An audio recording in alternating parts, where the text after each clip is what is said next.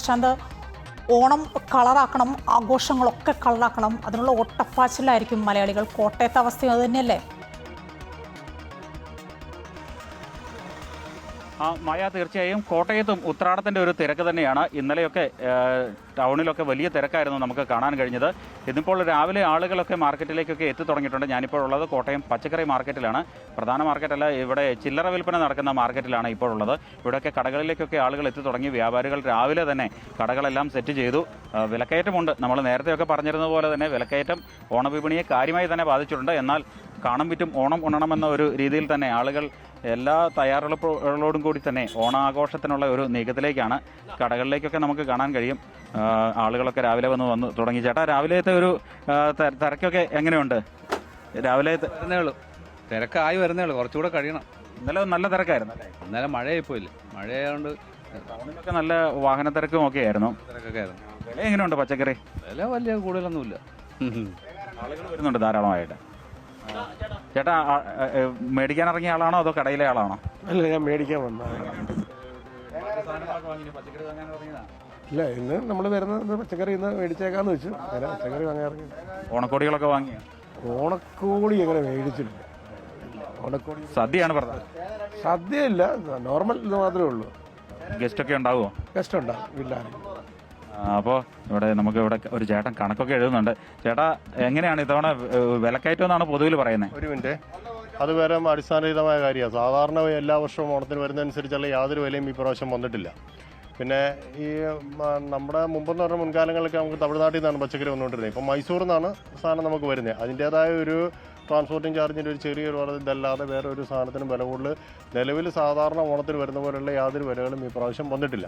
നമുക്കിവിടെ വെള്ളപ്പൊക്കമായിരുന്നു, അതുപോലെ തന്നെ തമിഴ്നാട്ടിൽ മഴ ഇല്ലായിരുന്നു. അതിൻ്റെതൊക്കെ ചില പ്രതിഫലനം മാത്രമാണല്ലേ? ഇല്ല, തമിഴ്നാട് പച്ചക്കറി നമുക്കിപ്പോൾ തീരെ കുറവാണ്. അതുകൊണ്ട് തമിഴ്നാടിൻ്റെ ഒരു മഴയൊന്നും നമ്മൾ ഒരു രീതിയിലും ബാധിക്കില്ല. നമുക്ക് മൈസൂരിൽ നിന്ന് വരുന്ന സാധനങ്ങളാണ് നമുക്ക് കൂടുതലായിട്ട് വരുന്നത്. അതുകൊണ്ട് നമുക്ക് വെള്ളപ്പൊക്കത്തൊന്നും നമുക്കിവിടെ ബാധിച്ചിട്ടില്ല.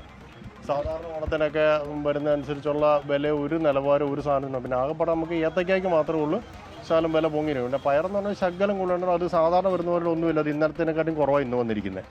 അതനുസരിച്ച് വില നിലവാരം എന്ന് പറഞ്ഞാൽ എല്ലാ വർഷത്തെ അപേക്ഷിച്ച് ഓണത്തിന് ഇത് വില കുറവാണ് ഈ പ്രാവശ്യം. സവോളയ്ക്ക് വില കൂടിയിട്ടുണ്ട്. സവോള വില എന്ന് പറഞ്ഞാൽ ഇപ്പം ഞങ്ങളിപ്പോൾ നിലവിൽ 50 രൂപയ്ക്ക് സവോള ഇവിടെ കൊടുക്കുന്നത്. പൂന വില മാർക്കറ്റ് 46 രൂപ 47 രൂപ, 8 രൂപ ട്രാൻസ്പോർട്ടിങ് ചാർജ്. ഞങ്ങൾ 50 രൂപയ്ക്ക് ഇന്ന് സവോള വിൽക്കുന്നുണ്ട്. 2 കിലോ 100 രൂപ സവോള ഞങ്ങളിവിടെ കൊടുക്കുക. പലചരക്കട എല്ലാം 60 രൂപ വിലയാണ്. നമ്മൾ ഈ വെള്ളപ്പൊക്കമൊക്കെ കണക്കാക്കി ഞങ്ങൾ അതനുസരിച്ചാണ് ഞങ്ങൾ കച്ചവടം. ഞാനൊരു 20-25 വർഷത്തിന് 30 വർഷത്തിനായിട്ട് ചെയ്യുന്നത്. നമ്മുടെ കസ്റ്റമറാണ് നമുക്ക് ഇവിടെ നിന്ന് കച്ചവടം കൂടുതൽ. അതുകൊണ്ട് നമ്മളൊരു ഓണക്കച്ചവടം എന്നുള്ള രീതിയല്ല, നമ്മുടെ കസ്റ്റമറിന് ആ രീതിക്ക് ഒരു ഓണമല്ല, അവർക്ക് ഓണമല്ലേ, അതിനനുസരിച്ച് എല്ലാം അനുസരിച്ചുള്ള കച്ചവടമാണ് ഞങ്ങൾ ചെയ്തുകൊണ്ടിരിക്കുന്നത് നിലവിൽ. അതുകൊണ്ടാണ് സവോള ഞങ്ങൾ 50 രൂപയ്ക്ക് കൊടുക്കുന്നത്. ഇപ്പോഴും ഞങ്ങൾ ഇന്നും 50 രൂപ കൊടുക്കും. 48 രൂപ 49 രൂപ നമ്മൾ സവോള കടയിൽ ഇറങ്ങുമ്പോൾ വിലയാണ്. 1 കിലോ സവോള, 1 ചാക്ക് സവോളയ്ക്കകത്ത് 5 കിലോ 6 കിലോ ഡാമേജ്, തൂക്കത്തിന് വരുന്ന ഡിഫറൻസ്, ഇതെല്ലാം കണക്ക് കൂട്ടുമ്പോൾ ഒരു 55 രൂപയോളം മുതൽ ശരിക്കും വരും. ഞങ്ങൾ ഇന്നും 50 രൂപയ്ക്ക് സവോള കൊടുക്കുന്നത്. തീർച്ചയായും ഇപ്പോൾ തമിഴ്നാടൻ പച്ചക്കറികളല്ല, കൂടുതലായിട്ടും മൈസൂർ പോലുള്ള സ്ഥലങ്ങളിൽ നിന്നാണ് പച്ചക്കറികൾ വിൽപ്പനയ്ക്കായി എത്തിച്ചിരിക്കുന്നത്. വലിയൊരു വിലക്കയറ്റം മുൻവർഷങ്ങളിലെ അപേക്ഷിച്ച് അത്ര തന്നെ വലിയ വിലക്കയറ്റം ഇല്ലെന്നാണ് പറയുന്നത്.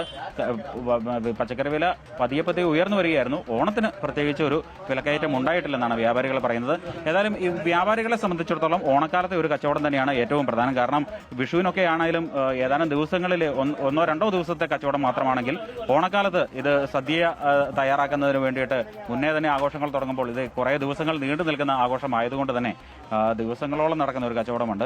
അപ്പോൾ നഷ്ടത്തിലുള്ള പലരുമൊക്കെ കുറച്ച് ലാഭമുണ്ടാക്കിയെടുക്കുന്ന ഒരു സമയം ഈ ഓണക്കാലം തന്നെയാണ്. അതുകൊണ്ട് തന്നെ ആളുകളെ സംബന്ധിച്ചിടത്തോളം ഈ വലിയൊരു തിരക്കാണ്. ഇന്നലെയും ഒക്കെ ഈ മാർക്കറ്റിൽ എല്ലാം വലിയ തിരക്കുണ്ടായിരുന്നു. മഴ ഒരു കുറച്ചൊക്കെ വ്യാപാരത്തെയും ബാധിച്ചിട്ടുണ്ട് എന്ന് തന്നെയാണ് വ്യാപാരികൾ പറയുന്നത്. ഇവിടെയൊക്കെ നമുക്ക് കാണാൻ കഴിയും വലിയ തോതിൽ പച്ചക്കറികളെല്ലാം തയ്യാറാക്കി അടുക്കി വെച്ചുകൊണ്ട് കച്ചവടത്തിന് വേണ്ടി ആളുകളെ കാത്തിരിക്കുകയാണ്. വരും മണിക്കൂറുകളിൽ വലിയ തിരക്കായി മാറുന്ന കാഴ്ച തന്നെയാണ് കാണാൻ കഴിയുക എന്നാണ് പ്രതീക്ഷിക്കുന്നത്. ചേട്ടാ, എങ്ങനെയുണ്ടായിരുന്നു ഇന്നലത്തെ കച്ചവടമൊക്കെ? നല്ല ആളുകളൊക്കെ വന്നു തുടങ്ങുന്നുള്ളൂ ഇന്ന്? തുടങ്ങുന്നുണ്ട്. ആളുകൾ വന്നു തുടങ്ങിയിട്ടുണ്ട്. നമുക്ക് കാണാൻ കഴിയും വീട്ടമ്മമാർ, ഉദ്യോഗസ്ഥർ, അങ്ങനെയുള്ളവരൊക്കെ വരുന്നുണ്ട്. ഈ ഉത്രാടത്തിൻ്റെ ഒരു തിരക്കെന്ന് പറഞ്ഞാൽ അതൊരു പ്രത്യേക ഒരു ഓളം തന്നെയാണ്.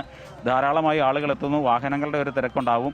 ഏതായാലും ഈ വരും മണിക്കൂറുകളിൽ തീർച്ചയായും കോട്ടയം മാർക്കറ്റിലേക്കും മാത്രമല്ല ടൗണിലേക്കും ഒക്കെ ഇറങ്ങാൻ കഴിയാത്തത്ര തിരക്കുണ്ടാകുമെന്ന് തന്നെയാണ് പ്രതീക്ഷിക്കുന്നത്. ആളുകൾ ഈ ഒരു തിരക്ക് മുൻകൂട്ടി കണ്ടുകൊണ്ട് പലരും സദ്യക്കുള്ള സാധനങ്ങളൊക്കെ മുൻപേ തന്നെ വാങ്ങി വീടുകളിൽ എത്തിക്കാനുള്ള നീക്കങ്ങൾ ഇന്നലെയും കഴിഞ്ഞ ദിവസങ്ങളിലൊക്കെ ഉണ്ടായിരുന്നു. എന്നാൽ പോലും പച്ചക്കറിയാണ് ഒത്തിരി ദിവസത്തേക്ക് വാങ്ങി വെക്കാൻ കഴിയില്ല. ചേച്ചി എന്തായി? ഓണം വന്നുകൊണ്ടിരിക്കുന്നു. രാവിലെ തന്നെ തിരക്കൊഴിഞ്ഞപ്പോൾ വന്ന് പച്ചക്കറിയൊക്കെ മേടിക്കുകയാണ്. ബാക്കി ഓണക്കോടി അങ്ങനെയുള്ള സാധനങ്ങളൊക്കെ വാങ്ങി മേടിക്കണം. നടക്കുന്നേ ഉള്ളൂ, ഇറങ്ങുന്നേ ഉള്ളൂ. ഉച്ച കഴിഞ്ഞ് ഇറങ്ങാനായിട്ട്. ഉത്രാടപ്പാച്ചിൽ എന്നുള്ള ഒരു കൺസെപ്റ്റ് എങ്ങനെയുണ്ട്? മൊത്തത്തിൽ അതിൻ്റെ ഒരു തിരക്ക് കാണാനുണ്ട്? ഉണ്ട്. ഉത്രാടപ്പാച്ചിൻ്റെ തിരക്കിലുണ്ട്. ഓക്കെ, തീർച്ചയായും. അപ്പോൾ ഉത്രാടപ്പാച്ചിലിൻ്റെ ഒരു തിരക്ക് നമുക്ക് അപ്പുറത്തേക്കൊക്കെ നോക്കിക്കഴിഞ്ഞാൽ ഇപ്പോൾ തന്നെ തിരക്കായി കഴിഞ്ഞു. കടകളിലൊക്കെ ആളുകൾ ധാരാളമായി കയറി ഇറങ്ങുന്നുണ്ട്. അപ്പം വരും മണിക്കൂറുകളിൽ ഞാൻ മുമ്പ് പറഞ്ഞ പോലെ തന്നെ വരും മണിക്കൂറുകളിൽ വലിയ തിരക്ക് തന്നെ നമുക്ക് പ്രതീക്ഷിക്കാം. മായ. പ്രശാന്താണ് ഓണവിശേഷങ്ങൾ പങ്കുവച്ചുകൊണ്ടിരുന്നത്.